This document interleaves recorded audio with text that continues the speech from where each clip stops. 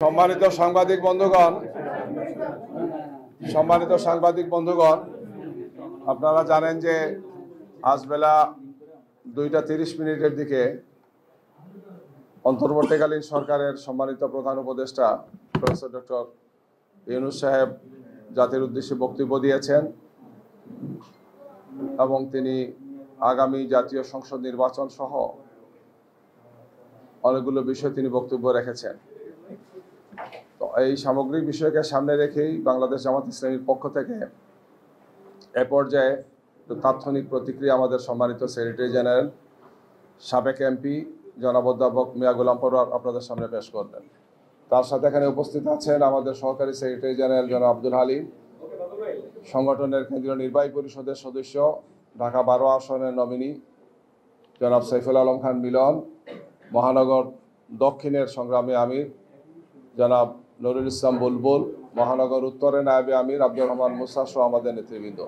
তো আমি এ পর্যায়ে আমাদের সম্মানিত সেক্রেটারি জেনারেলকে আজকের এই বক্তব্যের উপর, প্রধান উপদেষ্টার ভাষণের উপর তাৎক্ষণিক প্রতিক্রিয়া জামাত ইসলামীর পক্ষ থেকে পেশ করার জন্য অনুরোধ করছি।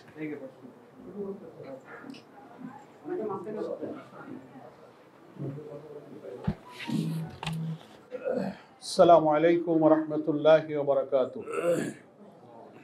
আলহামদুলিল্লাহি রাব্বিল আলামিন, আসসালাতু ওয়াসসালামু আলা সাইয়্যিদিল মুরসালিন ওয়া আলা আলিহি ওয়া সাহবিহি আজমাইন। সম্মানিত সাংবাদিক বন্ধুগণ এবং বাংলাদেশ জামাত ইসলামীর কেন্দ্রীয় কার্যালয় চত্বরে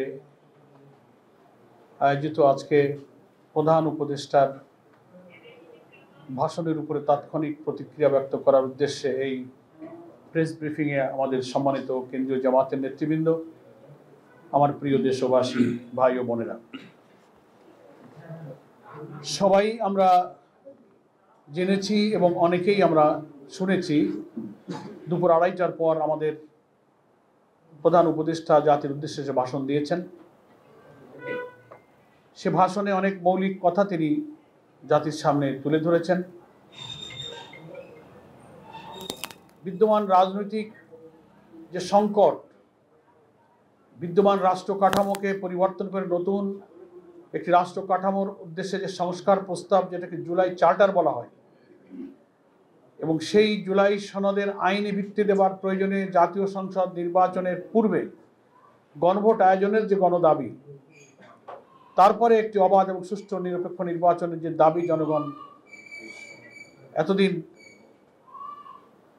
অব্যাহত রেখেছে, আন্দোলন করছেন, সভা সমাবেশে জাতীয় নেতৃবৃন্দ সেগুলো সরকার, ঐকমত্য কমিশন এবং দেশবাসীর উদ্দেশ্যে একের পর এক সেগুলো কিন্তু আমরা প্রচার এবং প্রকাশ আমরা অব্যাহত রেখেছিলাম। আমরা অধীর আগ্রহে অপেক্ষা করছিলাম যে প্রধান উপদেষ্টার বক্তব্যে এই সংকটের নিরসন হবে। জাতি সে আশায় অপেক্ষা করছিলেন, প্রতীক্ষা করছিলেন। কিন্তু আমরা ভাষণে যে বিষয়গুলো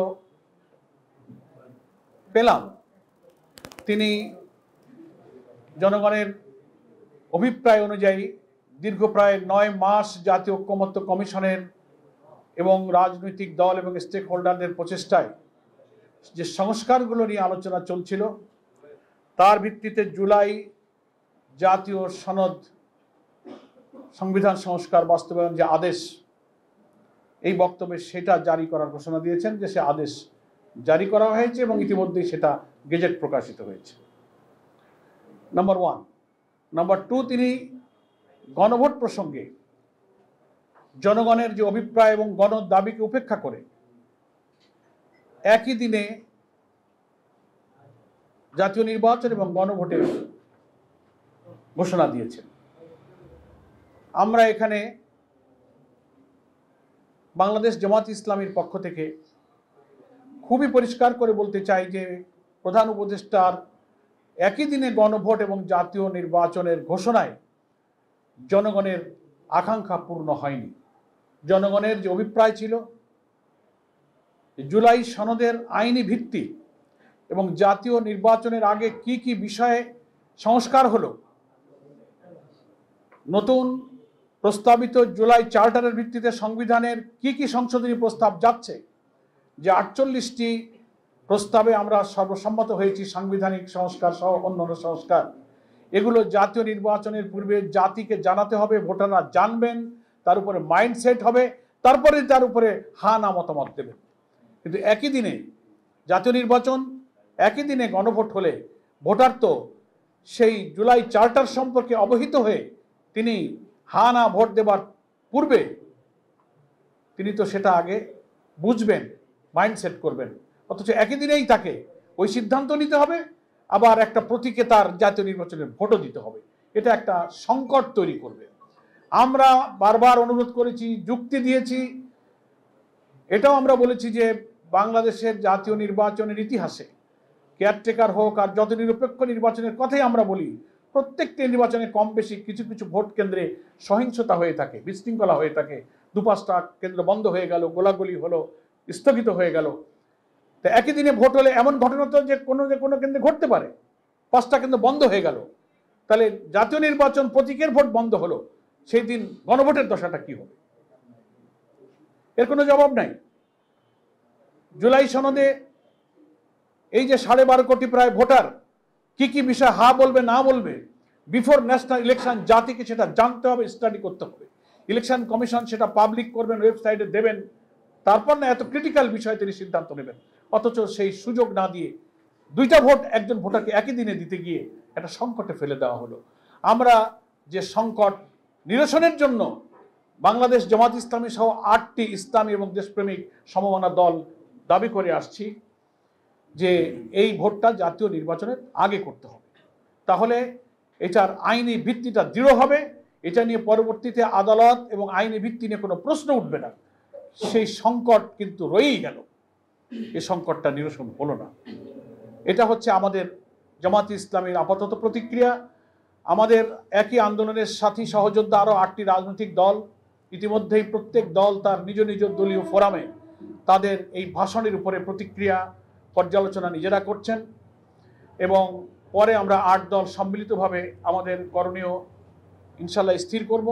আমাদের শীর্ষ নেতৃবৃন্দ বিস্তারিত পর্যালোচনার পর সে ব্যাপারে আমাদের আরও প্রতিক্রিয়া ব্যক্ত করবেন, এই কারণে যে এই ভাষণের মধ্যে যেমন জুলাই জাতীয় সনদ বাস্তবায়নের আদেশ জারি হলো, গেজেট হলো, তেমনি গণভোট আর জাতীয় নির্বাচন একদিনে হলো, আবার গণভোটে যে ব্যালটে কি যাবে সেই বিষয়গুলো যাওয়ার কিছু বিষয় আজকে ভাষণে প্রধান উপদেষ্টা উল্লেখ করেছেন, সেটারও বিশ্লেষণ প্রয়োজন। এই জন্য আমরা জামাত ইসলামী আজ সন্ধ্যায় পরে আমাদের সর্বোচ্চ অ্যাপেক্স বডি নির্বাহী পরিষদ সন্ধ্যা 6টায় আমরা আমাদের এই ভাষণের উপরে মূল বিষয়ের গভীরে আমরা পর্যালোচনায় বসতেছি। সেখানে আমাদের লিগ্যাল এক্সপার্টরা থাকবেন। আমরা আশা করছি বিস্তারিত এই সব বিষয়ের খুঁটিনাটি পর্যালোচনা করে আমরা এ ব্যাপারে আরও বিস্তারিত প্রতিক্রিয়া ইনশাল্লাহ আপনাদের কাছে পরে জানাবো। তবে আমরা আজকে সংক্ষেপে এতটুকুই যে এই ভাষণে একই দিনে গণভোট আর জাতীয় নির্বাচনের ঘোষণা দেওয়ায় জনগণের আকাঙ্ক্ষা পূর্ণ হয়নি। যে সংকটমুক্ত স্বচ্ছ নির্বাচনের আশা আমরা করেছিলাম সে সংকটটাই কিন্তু রয়ে গেল। জাতীয় নির্বাচন সুষ্ঠু সুন্দর হওয়ার প্রশ্নে আমাদের যে ঐক্যমত এবং আমাদের যে প্রচেষ্টা, সেখানে একটা সংকট আমাদের রয়েই গেল। আমি আপাতত জামাত ইসলামী পক্ষ থেকে এতটুকু প্রতিক্রিয়া আপনাদের কাছে পেশ করছি। ইনশাআল্লাহ আমাদের আজকের সন্ধ্যার নির্বাহী পরিষদের বৈঠক শেষে আমরা একটা সময় নির্দিষ্ট করব, আমাদের নেতৃবৃন্দ আপনাদের কাছে বিস্তারিত এই ভাষণের উপরে প্রতিক্রিয়া খোলামেলা বক্তব্য রাখবেন। সকলকে ধন্যবাদ। আপনারা সবাই ভালো থাকবেন। জাতির সকল সংকটে, রাজনীতিতে, দেশ গঠনে, গণতান্ত্রিক সংগ্রামে, নতুন বাংলাদেশ গঠনে আপনারা যেভাবে সাহায্য করছেন, সারা দেশের সংগ্রামী দেশপ্রেমিক জনগণ, জুলাই যোদ্ধা, জুলাই 24-এর গণ অভ্যুত্থানে আত্মদানকারী ফ্যাসিবাদ বিরোধী সংগ্রামের সকল রাজনৈতিক শক্তিকে আমরা শুভেচ্ছা জানিয়ে আমাদের আন্দোলনের সাথে থাকার জন্য, আমাদের এই প্রিয় জন্মভূমি বাংলাদেশ যেন আর কোনো ফ্যাসিবাদের জন্ম না হয়, এমন একটি রাষ্ট্র কাঠামো আমরা এই নির্বাচনে সংস্কার প্রস্তাবকে সকলের অভিপ্রায়ের মধ্য দিয়ে যেন মেনে নিয়ে গড়ে তুলতে পারি, সবার আশা যেন পূর্ণ হয়, সেই সাথেই আপনারা সবাই থাকবেন, সেই আহ্বান জানিয়ে আমি আজকে সংক্ষিপ্ত প্রেস ব্রিফিং এখানেই শেষ করছি। আল্লাহ হাফেজ। বাংলাদেশ জিন্দাবাদ। আমাদের সেই কর্মসূচি এখনো অব্যাহত আছে। 16 তারিখে আমাদের শীর্ষ নেতৃবৃন্দের বৈঠক হবে। সেই বৈঠক থেকেই ওই কর্মসূচির এবং এই ভাষণ সংক্রান্ত বিষয়ে 8 দলের কি প্রতিক্রিয়া সম্মিলিতভাবে আমরা আশা করছি আমাদের শীর্ষ নেতৃবৃন্দ সেদিনই সব বক্তব্য রাখবেন। এর আগে যে ঘোষণাগুলো দেওয়া হয়েছে সেটা বহাল আছে, সবই বহাল থাকবে। পরবর্তী ঘোষণা আমাদের নেতৃবৃন্দের না আসা পর্যন্ত গতকালকের সাংবাদিক সম্মেলনে আমরা যা বলেছি 8 দল, সেটার উপরে আমরা বহাল আছি। সেক্রেটারি জেনারেল মহোদয়, প্রধান উপদেষ্টা তারিখ ঘোষণা করেছেন গণভোট এবং জাতীয় নির্বাচন একই দিন। এটা পরিবর্তনের জন্য আপনারা কি আনুষ্ঠানিকভাবে কোনো সিদ্ধান্ত? আমার এই বক্তব্যের মধ্যে সব পরিষ্কার হয়ে গেছে, যদি বুঝে থাকেন। ধন্যবাদ সবাইকে। আসসালামু আলাইকুম।